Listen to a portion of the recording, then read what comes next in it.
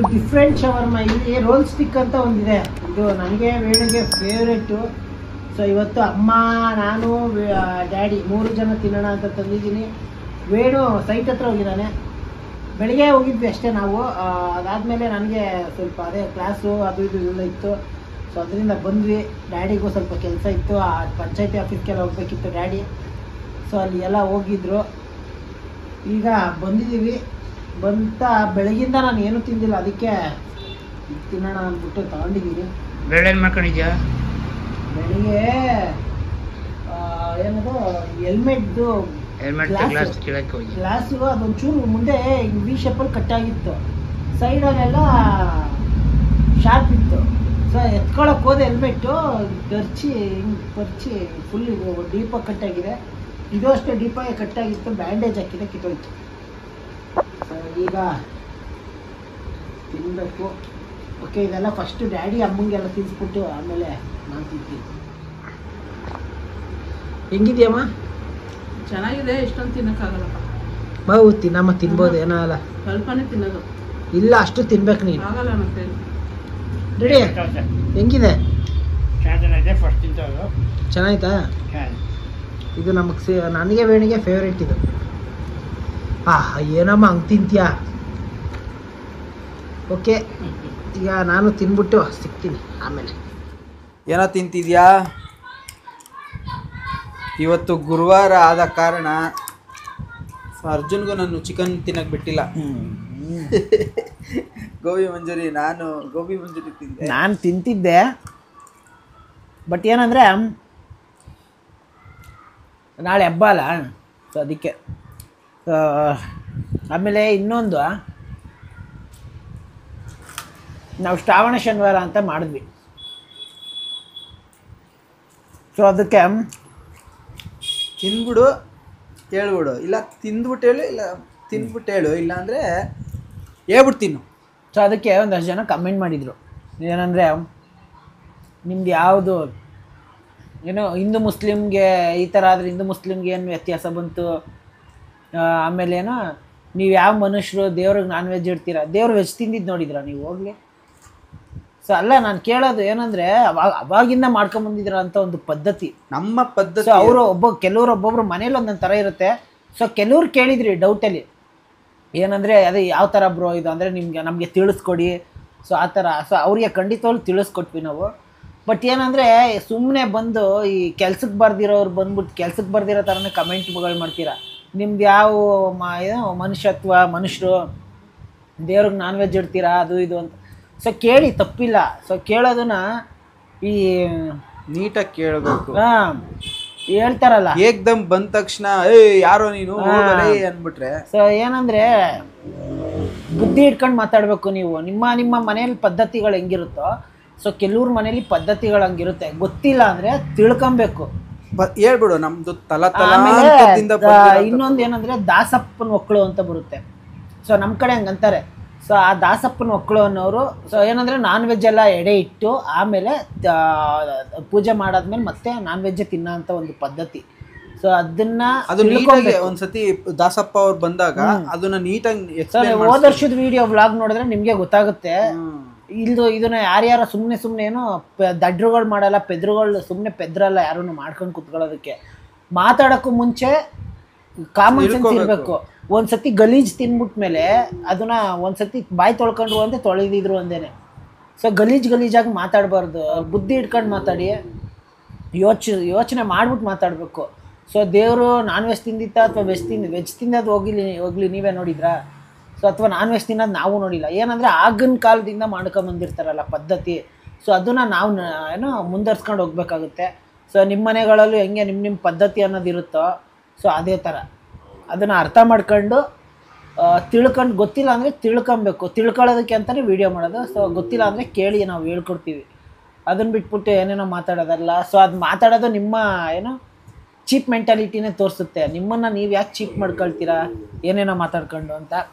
Okay, ಇದನ್ನು ಹೇಳ್ಬೇಕಿತ್ತು, ನಾನು ಅವತ್ತಿಂದ ಕ್ಲಾರಿಫೈ ಮಾಡಬೇಕಿತ್ತು. ಸೊ ಅದಕ್ಕೆ ತಿನ್ಬಿಟ್ಟು ನಾನು ಮತ್ತೆ ಐಸ್ ಕ್ರೀಮ್ ಕಾದೈತೆ, ಆಮೇಲೆ ಸಿಗ್ತೀನಿ. ಅವರೆಕಾಯಿ ಕಾಲದಲ್ಲಿ ಅವರೆಕಾಯಿನೆಲ್ಲ ತಂದು ಒಣಗಿಸಿ ಚಿತಿಕ್ಸಿ ಒಣಗಿಸಿ ಇಟ್ಟಿದ್ದೆ. ನಾಳೆ ಪಲ್ಯ ಮಾಡೋಣ. ಅವರೆಕಾಳು ಕಾಲದಲ್ಲಿ ಅಂದ್ರೆ ಇವಾಗ ಇವಾಗ ಏನ್ ಮಾಡ್ತೀನಿ, ನೆನೆಸ್ತಾ ಇದ್ದೀನಿ. ಅವರೆಕಾಳು ಇದು ಇದು ಇಸ್ಕಿದ ಅವರೆಕಾಳು. ಏನಕ್ಕದು? ಪಲ್ಯ ಮಾಡಕ್ಕೆ. ನಾಳೆ ನಾಳೆ ಆಕ್ಚುಲಿ ಗೌರಿ ಹಬ್ಬ ಅಮ್ಮ, ನಾಳಿದ್ದು ಗಣೇಶ ಹಬ್ಬ. ನಾಳೆನು ಮಾಡ್ಕೊಂಡು ತಿನ್ಬಾರ್ದಾ? ನಾಳೆನೂ ಮಾಡ್ಕೊಂಡು ತಿನ್ಬೇಕು. ನಾಳೆ ನಾರ್ಮಲ್ ಆಗಿ ಮಾಡು. ಹಬ್ಬ ಫುಲ್ಲು ಹಬ್ಬದ ಊಟ ಬಂದು ಸ್ಯಾಟರ್ಡೆ ಮಾಡು. ಆಯ್ತು. ಏನು? ಆಯ್ತು. ಈಗ ನೆನೆ ಹಾಕಿದ್ದೀವಿ. ಓಕೆ, ಇವಾಗ ನಾವೆಲ್ಲ ವಾಕಿಂಗ್ ಮಾಡಿ ವಾಕಿಂಗ್ ಹೋಗ್ತಾ ಇದೀವಿ. ಚರಿ ಬರಪ್ಪ ಈ ಕಡೆ. ಇಲ್ಲಿ ಚರಿನ್ ತೋರಿಸ್. ಅವನು ಫುಲ್ಲು ಹೊರಗಡೆ ಕರ್ಕೊಂಡ್ ಬಂದ್ರೆ ಅವನಿಗೆ ಅವಂದೇ ಹವಾ. ಬರ ಈ ಕಡೆ. ಹೇಗೆ ಅನಿಸ್ತಾ ಇದೆ ವಾಕಿಂಗು? ನಮ್ಮ ಡೈಲಿ ರುಟೀನ್ ಇದು. ಅಂದ್ರೆ ಇದು ತೋರಿಸ್ತಿರ್ಲಿಲ್ಲ, ಸೊ ಇವತ್ತು ತೋರಿಸ್ತಿದೀವಿ ಅಷ್ಟೇ. ಏನಂತೀಯಮ್ಮ? ಈ ಕಡೆ ಬೇಡಿ. So okay. ಅಯ್ಯೋ ಅಲ್ಲಿ ಇಲ್ಲಿ ಇಲ್ಲಿ ಅಲ್ಲಿ ನೋಡು, ಇವನು ಆ ಕಡೆ ಈ ಕಡೆ ಎಲ್ಲ ಹೋಗ್ತಾನೆ. ಇತ್ತೀಚೆಗೆ ನಮ್ಮ ಚರಿಗೆ ನೋಡಿ ಏನಕ್ಕೆ ಕಟ್ಟಿಂಗ್ ಮಾಡಿದ್ವಿ, ಅದೊಂದು ಹೇಳೋದು ಮರ್ತ್ವಿ. ಸೊ ಅದೇನಕ್ಕೆ ಅವನಿಗೆ ಕಟ್ಟಿಂಗ್ ಟ್ರಿಮ್ ಮಾಡಿದ್ವಿ ಅಂದರೆ ಅವನು ಫುಲ್ಲು ಹುಳ ಟಿಕ್ಸ್ ಹತ್ತಿತ್ತು. ಅವನಿಗೆ ಹುಳ. ಇಲ್ಲಿ ಏನಂದರೆ ಮೂಲೆಗೆ ಹೋಗ್ತಾನೆ. ಸೊ ಇಲ್ಲಿ ಏನು ಬೀದಿ ನಾಯಿ ಜಾಸ್ತಿ, ಅದಕ್ಕೋಸ್ಕರ ಆ ಹುಳಗಳು ಇವ್ನಿಗೆ ಹತ್ಕೊಳ್ಳುತ್ತೆ ರೋಡ್ದಿಗೆ. ಸೊ ಅದಕ್ಕೆ ಅವನಿಗೆ ಕಟ್ಟಿಂಗ್ ಎಲ್ಲ ಮಾಡಿಸಿ ಮತ್ತೆ ಟ್ರಿಮ್ ಮಾಡಿ ಅವನಿಗೆ ಏನದು ಒಂದು ಟಿಕ್ಸ್ದೊಂದು ಇದು ಬರುತ್ತೆ. ಸೊ ಅದು ಔಷಧಿ ಹಾಕಿದ್ವಿ, ಇವಾಗಿಲ್ಲ ಅದಕ್ಕೆ. ಅದೆಲ್ಲ ಏನು ಗೊತ್ತಾ, ಹುಳ ಕಚ್ಚಿ ಪಾಪ ಅವನಿಗೆ ಮೈಯಲ್ಲಿ ಎಷ್ಟು ಗಾಯ ಆಗಿದೆ ಗೊತ್ತಾ ಪಾಪ.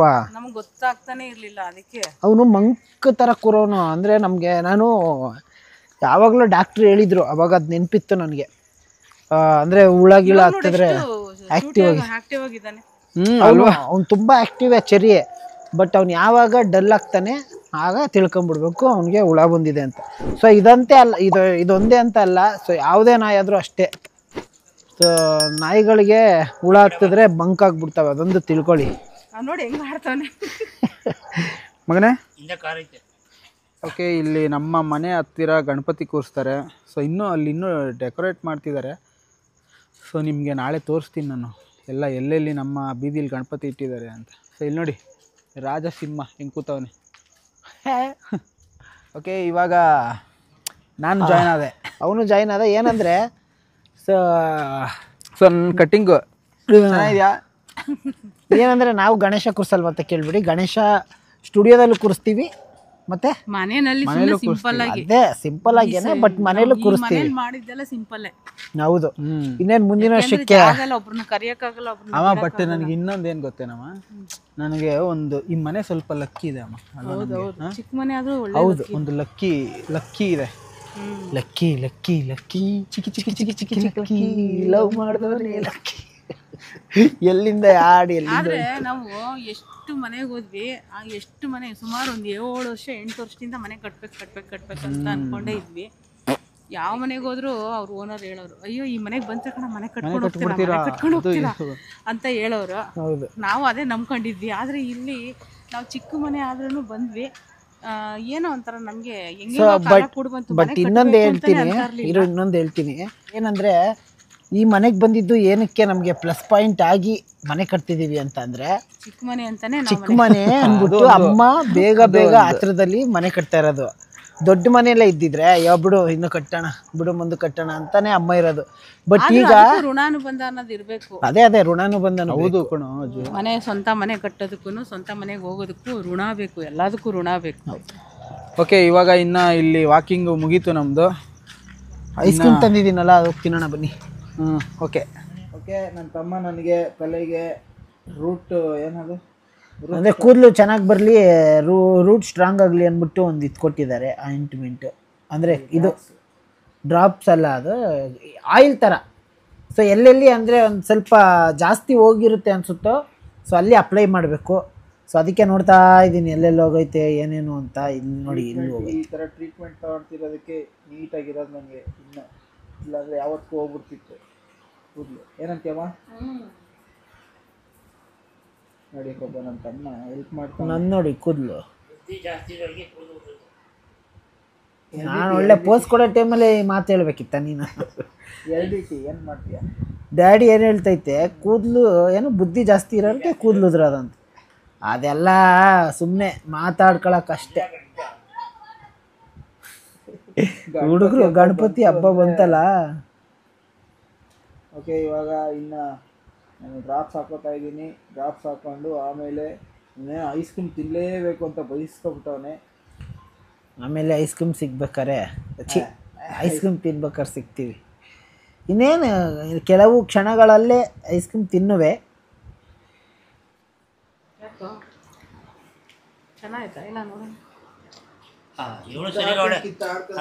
ನಾನೇನು ಕೊಟ್ಟೆ ಅಂದರೆ ಇಲ್ಲೇನೋ ಗಲೀಜಿತ್ತು ಕಣಮ್ಮ, ಅದಕ್ಕೆ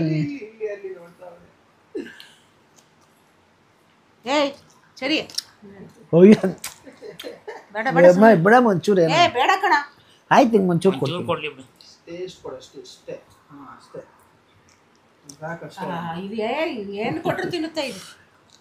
ಏನಂದ್ರೆ ಪ್ರಾಣಿಗೆ ಇದಕ್ಕೆ ಕೊಟ್ಟು ತಿನ್ಬೇಕು, ಏನಾಗಲ್ಲ ಅದಕ್ಕೆ ಕೊಡೋದಂತ ಏನಿಲ್ಲ. ಬಟ್ ಅಂದರೆ ತುಂಬ ಸ್ವೀಟ್ ಹಾಕಿರ್ತಾರೆ ಸಕ್ಕರೆ. ಬಟ್ ಪ್ರಾಣಿಗಳಿಗೆ ಕೊಡಬಾರ್ದು, ಅಂದರೆ ನಾಯಿಗೆ ಕೊಡಬಾರ್ದು ಅಂತಾರೆ. ಸೊ ಡಾಕ್ಟರ್ಸು ಅದೇ ಸಜೆಸ್ಟ್ ಮಾಡ್ತಾರೆ. ಇವ್ರಿಗೆಲ್ಲ ಕಪ್ ಐಸ್ ಕ್ರೀಮು ಅದು ಕೊಡಬೇಕು. ಕೊಡ ಇಲ್ಲಿ ಹೋಗೋ, ತಿನ್ಬೇಡ. ಐಸ್ ಕ್ರೀಮ್ ಆದ್ರೂ ತಿಂತಾರೆ. ನೀನು ಕೈ ತೊಳಿಯೋ ಫಸ್ಟ್. ಒಂದು ನಿಮಿಷ ಕೈ ತೊಳ್ಕೊಬತ್ತೀನಿ. ಓಕೆ, ಸಾಕಣೆ ಬೇಡ, ಆಗಲ್ಲ. ಆನಂದ ಅಂದರೆ ನನ್ಗೆ ಐಸ್ ಕ್ರೀಮೇ ತಿನ್ನಕ್ಕೆ ಕೊಡಲ್ಲ ಅವ್ರು ಯಾರು. ಸೊ ಸಿಕ್ಕಿದಾಗ ಆನಂದ ಅನ್ಭವಿಸ್ಕೊಂಡು ತಿನ್ಬಿಡ್ತೀನಿ. ಆಚೆ ಹೋದ್ರೆ ಎಷ್ಟು ತಿಂತೀನಿ, ತಿಂತಾನೆ ಇರ್ತಾನೆ. ಯಾರು ಹೇಳಿದ ಮಾತು ಕೇಳಲ್ಲ, ಏನು ಇಲ್ಲ. ನೋಡಪ್ಪ ಸುಂದ್ರ, ಇದು ನೋಡಿದೆ ಹೆಂಗೆ ಬಂದು ಕೂತೈತೆ. ಸೊ ಓಕೆ, ತಿನ್ನಕ್ಕಾಗ್ತದೆ ಮತ್ತು ಕೊಡಿಲಿ. ಚಳಿಗಾಲದಲ್ಲೇ ಚಂದ. ಓಕೆ, ನಮ್ಮ ಡ್ಯಾಡಿ ಅಂತೂ ಏನು ತಿನ್ನೋದೇ ಇಲ್ಲ. Daddy waste. ಐಸ್ ಕ್ರೀಮ್ ತಿನ್ನಲ್ಲ, ಐಸ್ ಕ್ರೀಮ್ ತಿನ್ನಲ್ಲ, ಒಂದು ಪಿಜ್ಜಾ ತಿನ್ನಲ್ಲ, KFC ತಿನ್ನಲ್ಲ. KFC ತಿಂತೀಯಾ? ಆಯ್ತು, ಈಗ ತರಿಸ್ತೀನಿ, ತಿಂತೀಯಾ? ಆಚೆ ಕಡೆ ನಾಯಿಗಳೆಲ್ಲ ಸೇರೆ ನುಡಿತಿದ್ದಾವೆ.